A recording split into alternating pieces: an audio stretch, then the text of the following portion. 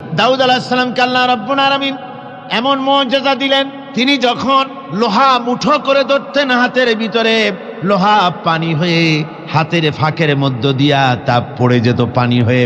এভাবে মুজিজা তাকে দেওয়া হলো। সুলাইমান আলাইহিস সালামের মুজিজা ছিল তক্তার উপরে বসতেন, ইঞ্জিন লাগতো না, মেশিন লাগতো না, বিনা ইঞ্জিনে বিনা মেশিনে তক্তা হাওয়ার উপরে উড়ে সারা পৃথিবী ঘুরে আসতেন। ঈসা আলাইহিস সালামের মুজিজা ছিল জন্মদের চোখের উপরে হাত বুলিয়ে দিতেন, সঙ্গে সঙ্গে চোখ তার ভালো হয়ে যেত। আবার কুষ্ঠ ব্যাধিগ্রস্ত লোকের গায়ে হাত বুলিয়ে দিলে তার শরীর ভালো হয়ে যেত। এটা ছিল তার মুজিজা। রাসূল পাক সাল্লাল্লাহু আলাইহি ওয়াসাল্লামের সময় মুজিজা, তার সময় প্রভাব ছিল সাহিত্যের।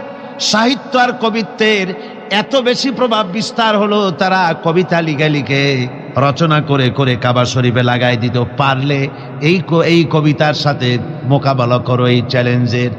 আল্লাহ রাব্বুল আলামিন সেই সময় কোরআনে কারীমকে অবতীর্ণ করে দিলেন।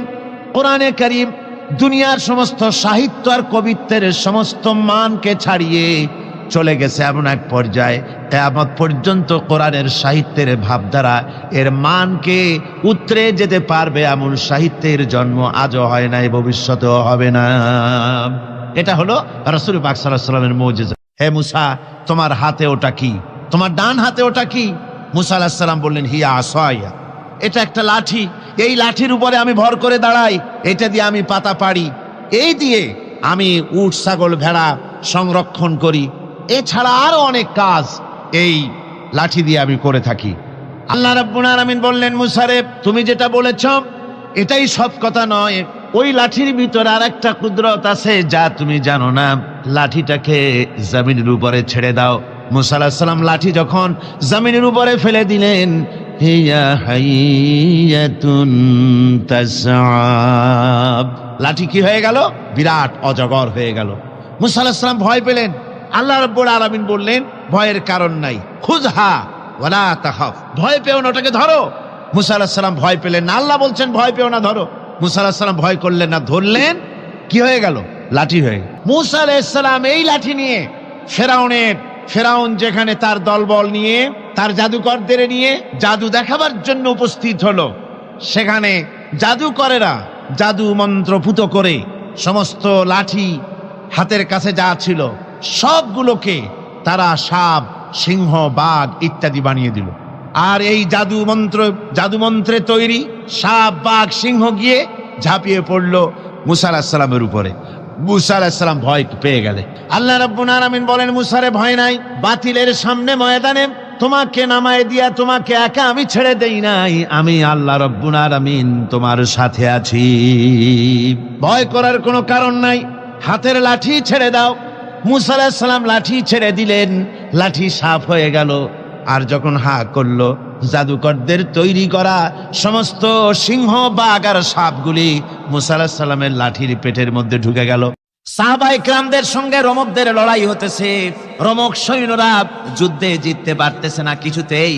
এরপরে তারা গোয়েন্দা বিভাগের লোক পাঠায় দিল, এদের সঙ্গে জিততে পারি না কেন, একটু খুঁজে দেখে আসো রাত্রে এরা করেটা কি। গোয়েন্দা বিভাগের লোক সারা রাত ঘুরে ঘুরে তারপরে এসে রিপোর্ট করলো। এরপরে এসে তাদের প্রধানের কাছে রিপোর্ট করলো, আমরা যার কাছে গিয়েছিলাম দেখে এলাম, হুম বিল্লাইলি রাহবানুন ওয়া বিন্নাহারি ফুরসানুন, আমরা দেখে এলাম যাদেরকে দিনের বেলায় প্রচন্ড শক্তিশালী বীর যোদ্ধা রূপে যাকে যুদ্ধ করতে দেখেছি ময়দানে, রাতের বেলায় দেখলাম গিয়া একেবারে নিতান্ত ফকিরের মতো, কেউ তো সেজদায় পড়ে কাঁদতেছে, কেউ আবার তেলাওয়াত করতেছে, চোখ দিয়া পানি পড়তেছে, আবার কেউ নামাজ পড়তেছে, আবার কেউ হাত তুলে রেখেছে তাদের প্রভুর দরবারে, চোখের পানিতে তাদের চোখ বুক ভেসে যেতেছে। সারাটা রাত তেলাওয়াত আর সেজদা আর নামাজের মধ্যে তারা এভাবে কাটিয়ে দিয়েছে। সেনাপতি এই রিপোর্ট শোনার পরে বললেন, ও গোয়েন্দা বিভাগের লোকেরা, আমার রোমক সৈন্যরা শোনো, যে জাতির নৈতিক মান এত উচ্চে, ওই জাতির সঙ্গে যুদ্ধ করা মানে আমাদের আত্মহত্যা করার শামিল। এদের সাথে কিছুতেই আমাদের পক্ষে পারা সম্ভব না। হ্যাঁ, এদের সাথে পারা যাবে যদি এই সম্পর্ক নষ্ট করে দেওয়া যায়। আল্লাহর সাথে তাদের এই গভীর সম্পর্ক যেটা আছে, এই সম্পর্ক নষ্ট করে দিতে হবে। তাহলেই কেবলমাত্র সম্ভব হবে।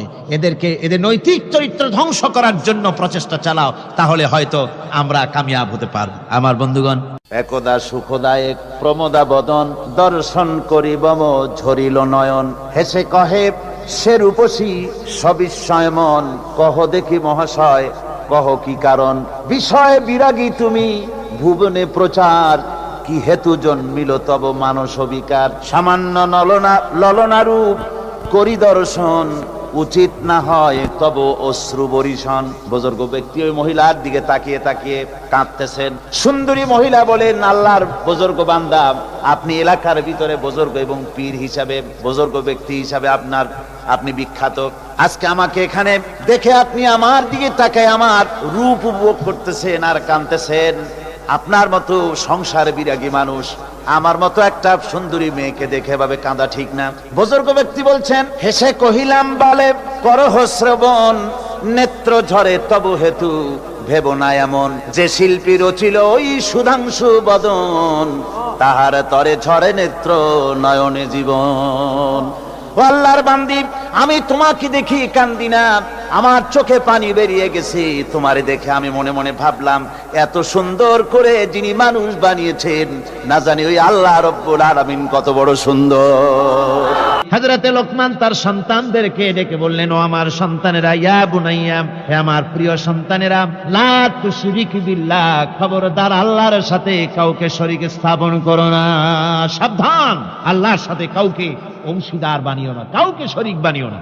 সামান্য স্যান্ডেলের ফিতা গাছা যদি ছেড়ে যায়, মানুষের কাছে চাইও না, আল্লাহ রব্বুল আলামিনের দরবারে হাত পাতো। রব্বুল আলামিন তোমার স্যান্ডেল কেনার পয়সা জুগিয়ে দেবেন। জোরে বলেন সুবহানাল্লাহ। যা দরকার তার কাছেই চাও, হাত তার কাছেই পাতো। ওই যে সম্রাট শাহজাহানের কথা আমি আপনাদেরকে শুনাই। ফকির একটা ঘুরতেছে সারাদিন। এক লোক বলছে যে, আপনি এত, হে ফকির, তুমি এরকম করে ঘুরছো সারা জীবন, বুড়া হয়ে গেছো খয়রাত করতে করতে, ছোটবেলা থেকে তোমার ভিক্ষা করতে দেখি, আর কতকাল ভিক্ষা করবে? করবোটা কি? বাচ্চার কাছে যাইতে পারবে, বাচ্চার কাছে গেলে এমন ভাবে দিবে, অনেক দিবে, নিয়ে কুলাইতে পারবা, তোমার আর জীবনে ভিক্ষা করা লাগবে। ফকির চলে গিয়েছে, কোথায় পাবো বাচ্চারে?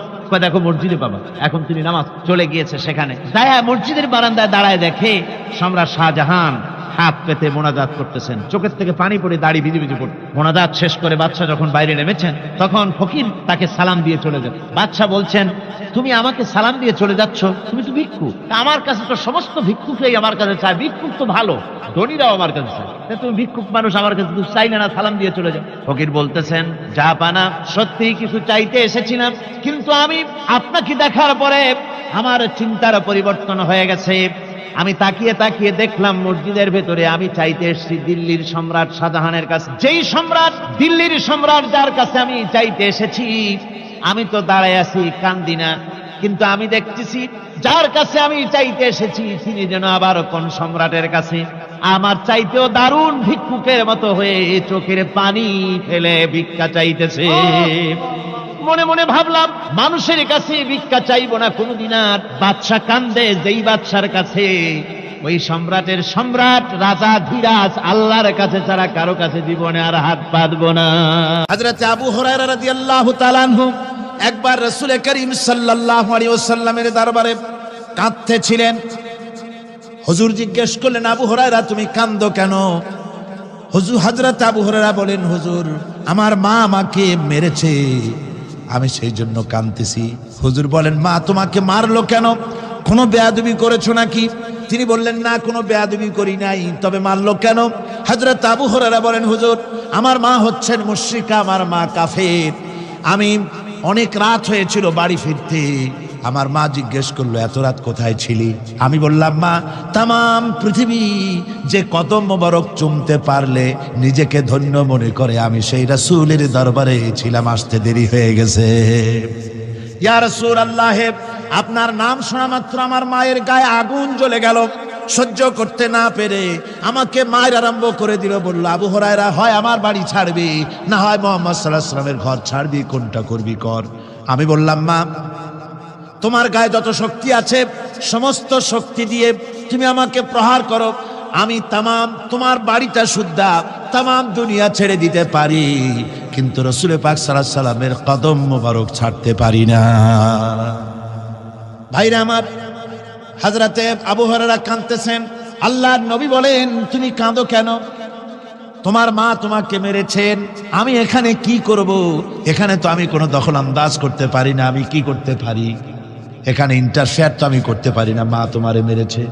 হযরত আবু হুরায়রা বলেন, ইয়া রাসূলুল্লাহ, মায়ের বিরুদ্ধে কোনো নালিশ করার জন্য আপনার কাছে আমি আসি নাই। বলে, কেন এসেছো? হযরত আবু হুরায়রা বলেন, হুজুর, এসেছি এই জন্যে, আমি জানি আপনি যদি আল্লাহর দরবারে কোনো ব্যাপারে দোয়া করেন, আল্লাহ রাব্বুল আলামিন তা মঞ্জুর করে নেন। আপনি মেহেরবানি করে আমার মায়ের হেদায়েতের জন্য আল্লাহর কাছে দোয়া করুন। হুজুর সাল্লাল্লাহু আলাইহি ওয়াসাল্লাম দুহাত উঁচু করলেন, বললেন, আল্লাহুম্মা ইহদি উম্মা আবি হুরায়রা, আয় আল্লাহ, আবু হুরায়রার মাকে তুমি হেদায়েত নসিব করে দাও। এই দোয়া রাসূল করতেছেন। হুজুরকে দোয়ার মধ্যে ফেলে রেখে আবু হুরায়রা দৌড় আরম্ভ করেছে বাড়ির দিকে। পেছন থেকে কয়েকজন সাহাবী তারা দৌড়ে গেল। আবু হুরায়রা দৌড়ায় কেন? এত ভদ্র মানুষ, কোনো সময় কারোর সাথে রাগারাগি করে না। দৌড়ায় কেন? নিশ্চয়ই কোনো বিপদ বুঝি হয়ে গিয়েছে। পিছন থেকে জামা টেনে ধরেছে। কি হয়েছে? দৌড়াও কেন? হযরতে আবু হুরায়রা বলেন, আমার জামা ছেড়ে দাও, আমাকে দৌড়াতে দাও। আমি দৌড়াইয়া বাড়ি পৌঁছে গিয়ে দেখতে চাই আমি আগে দৌড়ে বাড়িতে গেলাম না নবীজির দোয়া আমার আগে আমার বাড়ি পৌঁছে গেল। কোনটা হলো আমি সেটা দেখতে চাই। হযরত আবু হুরায়রা দৌড়াতে দৌড়াতে ঘরের কাছে গিয়ে নক করেছে। ভিতর থেকে আওয়াজ এলো, কে? কিছুক্ষণ পর মা আমার বেরোলেন। মাথার চুল দিয়ে পানি পড়তেছে, বুড়া মানুষ। মা আমার কাছে এসে বলল, বাবা, তোমাকে মারার পর আমি বড় অনুতপ্ত হয়েছি, মনে মনে অনুশোচনা করেছি। আরে, আমার ছেলে তো কোনো খারাপ জায়গায় যায় নাই, কোনো খারাপ মানুষের কাছে যায় নাই, মারলাম কেন? বড় অনুতপ্ত হয়ে গেছি আমি। এই অনুশোচনা করে আমি এইমাত্র গোসল করেছি। আমাকে নিয়ে চলো তুমি বিশ্ব নবী রাসূলুল্লাহর দরবারে। আমার ভাইরা, রাসূল পাক সাল্লাল্লাহু আলাইহি ওয়াসাল্লাম, আল্লাহর নবী এমন এক মহান সত্তা ছিলেন যে তিনি দোয়া আল্লাহর দরবারে হাত উঁচু করতে দেরি আছে, কিন্তু দোয়া কবুল হতে দেরি নাই। কুতুবে সুবহানী শেখ মুহিউদ্দিন আব্দুল কাদের জিলানী রাহমাতুল্লাহ আলাইহি তিনি বলেছেন, মুনাজাত করতে গিয়ে আবেগে বলেছেন, রব্বুল আলামিন, তুমি যদি দয়া করে আমাকে জান্নাত দাও, আর তোমাকে যদি আমি না পাই, তুমি যদি আমার সঙ্গে দেখা না করো, আমারে যদি কথা না বলো, তাহলে এই জান্নাত আমার কোনো লাভ নাই। আর আমাকে যদি জাহান্নাম দিয়ে দাও, আর মাঝে মধ্যে তুমি যদি জিজ্ঞাসা করো, মহিউদ্দিন কেমন আছো, তাহলে এই জাহান্নাম আমার জন্য বেহেশত হয়ে যাবে। আয় আল্লাহ, আমি শুধু তোমারই চাই। আল্লাহর নবী বললেন, মহিলা, তুমি অপরাধ করেছো, কিন্তু তোমার গর্ভস্থিত সন্তান তো কোনো অপরাধ করে নাই, সুতরাং তোমার উপরে শরীয়তের হদ জারি করা যাবে না। ডেলিভারি হোক, তারপরে বিচার হবে। মহিলা চলে গেল আফসোস করতে করতে যে আমার বিচার হলো না, যদি এর মধ্যে আমি মরে যাই তাহলে জেনা করেছি। দুনিয়ার শাস্তি তো সহজ, পাথর মেরে উড়িয়ে দেবে, সঙ্গে সার করবে, এটা তো সহজ, কিন্তু কিয়ামতের ওই কঠিন জাহান্নামের আগুনে জ্বলতে পারবো না। মহিলাটি সন্তান ডেলিভারির পরে মহিলা চলে এসেছে রাসূলের কাছে, হুজুর, এই সে আমার বাচ্চা ডেলিভারি হয়েছে, আপনি মেহেরবানি করে আমার উপরে হদ জারি করেন, শাস্তি দেন। আল্লাহর নবী বলেন, মহিলা, তুমি অপরাধ করেছো, কিন্তু তোমার সন্তানের হক আছে, তোমার বুকের দুধ 2.5 বছর পর্যন্ত সে পান করবে, আমি তার হক নষ্ট করতে পারি না। মহিলা আবার চলে গেল কাঁদতে কাঁদতে, যদি এর মধ্যে মরে যায়, 2.5 বছর যেতে পারে নাই, তার আগেই মহিলা ওই বাচ্চাটাকে কোলে নিয়ে হাতে একটা রুটি দিয়া হুজুরের কাছে আসছে। কত পেরেশানি দেখেন। মহিলা এসে বলেন, ইয়া রাসূলুল্লাহ, আমার এই বাচ্চা এখন দুধ ছেড়ে দিয়েছে, সে রুটি খাইতে পারে, হুজুর আর দেরি করবেন না, এই শাস্তি না নিয়ে যদি মরে যায়, জাহান্নামের কঠিন আযাব আমি ভোগ করতে পারবো না। আল্লাহর নবী ওই মহিলাকে অর্ডার দিয়া দিলেন, একে বুক পর্যন্ত মাটির মধ্যে গেড়ে দিয়া চতুর্দিক থেকে পাথর নিক্ষেপ করো। মহিলাকে নিয়ে পাতাকে বুক পর্যন্ত মাটির ভিতরে গেড়ে দিয়া চতুর্দিক থেকে যখন পাথর নিক্ষেপ করা হচ্ছিল, রক্ত ছিটে এসে একজন সাহাবীর গায়ে পড়ায়। সাহাবী মহিলাকে ভৎসনা করলেন। আল্লাহর নবী বললেন, শুনতে পেরে নবীজি বললেন, ও সাহাবী, ভৎসনা করো না, বরং এই মহিলার তওবা আল্লাহ রাব্বুল আলামিন এমন ভাবে কবুল করেছেন, যদি সে তওবা দুনিয়ার সব মানুষকে ভাগ করে দেওয়া যায়, তাহলে সমানভাবে ভাগ করে দেওয়া যাবে। 60,000 সৈন্য তাদের অশ্ব নিয়ে, তাদের উষ্ট্র নিয়ে তাদের মালপত্র নিয়ে, জিহাদের সামান নিয়ে শ্রাবণের খরস্রোতা নদী উত্তাল তরঙ্গমালায় ভরা নদীর উপর থেকে এই সাহাবীরা পাড়ি দিয়ে ওপার চলে গেলেন। ওপার যাওয়ার পরে হযরতে সাদ বলছেন, তোমাদের কেউ কি হারায় গেছে নাকি? সবাই এদিক ওদিক তাকায় খোঁজ করে বলল, মানুষ তো দূরের কথা, একটা উটও আর ঘোড়াও একটাও হারায় যায় নাই। একজন বলল, আমার একটা পেয়ালা, যে পেয়ালা আমি পানি পান করতাম, সেই পেয়ালাটা তুফানে ছিটকে কোথায় চলে গেছে, ওইটা হারায় গেছে। হযরতে সাদ বলেন, মুজাহিদের কোন জিনিস দরিয়া নিতে পারে না, অবশ্যই তা ফেরত আসবে। এই কথা তিনি বলতেছিলেন, হঠাৎ করে দরিয়ার কিনারে একটা আওয়াজ হলো, দেখা গেল তুফানের ভিতরে সেই হারানো বাটিটা তাদের মধ্যে ফিরে এসেছে। মুজাহিদদেরকে সাহায্য করেন স্বয়ং আল্লাহ রাব্বুল আলামিন। আফ্রিকার জঙ্গলের কাছে ভিন্ন ইতিহাস, জঙ্গলের কাছেই মুসলমানদেরকে থাকতে দেওয়া হয়েছে। মনে করা হয়েছিল জঙ্গলের সমস্ত হিংস্র প্রাণীরা এই মুসলমানদের শেষ করে দেবে, যুদ্ধ করা লাগবে না। হযরতে সাদ সে অবস্থা বুঝতে পারলেন, তিনি একটা মঞ্চ তৈরি করলেন। সেই মঞ্চের উপরে দাঁড়ায় জঙ্গলের প্রাণীদের দিকে লক্ষ্য করে তিনি নোটিশ জারি করে দিলেন, বললেন, ইয়া আইয়াতুহাল হাশারাত ওয়াস সিবাউ নাহনু আসহাবু রাসূলুল্লাহ সাল্লাল্লাহু আলাইহি ওয়াসাল্লাম। হে জঙ্গলের হিংস্র প্রাণীরা, আমরা আল্লাহ রাসূলের সাহাবী, ফাইন্না নাজিলুনা ফামান ওয়াজাদনা বাদাহু কাতালনাহু। আমরা রাসূলের সাহাবী, এইখানে আল্লাহর দ্বীনকে কায়েম করার জন্য আমরা এসেছি, আল্লাহর কলেমার আওয়াজ নিয়ে আমরা এখানে রাত কাটাবো। সুতরাং এই জঙ্গলের ভিতরে হিংস্র প্রাণী যত আছো, সব আমাদের এই জায়গা ছেড়ে অন্যত্র চলে যাও। আফ্রিকার জঙ্গলি মানুষেরা চিন্তা করলো, মানুষের কথা কি জঙ্গলি প্রাণীতে শোনে নাকি, পাগলে কয় কি? তারা তাকায় তাকায় দেখলো, হযরতে সাদের এই ঘোষণার পরে বাঘের কাতারে বাঘ, সিংহের কাতারে সিংহ, সাপের কাতারে সাপ, যার যার ডিম আর বাচ্চাগুলি মুখে কামড়ায়া সাহাবীদের এলাকা ছেড়ে দিয়ে তারা অন্যত্র চলে গেল। আমার মুসলমান ভাইরা, এই ছিল মুসলমানদের ইতিহাস। দ্বীন প্রতিষ্ঠা করার কাজে মুসলমান এগোলে আল্লাহই মদত করেন। কে মদত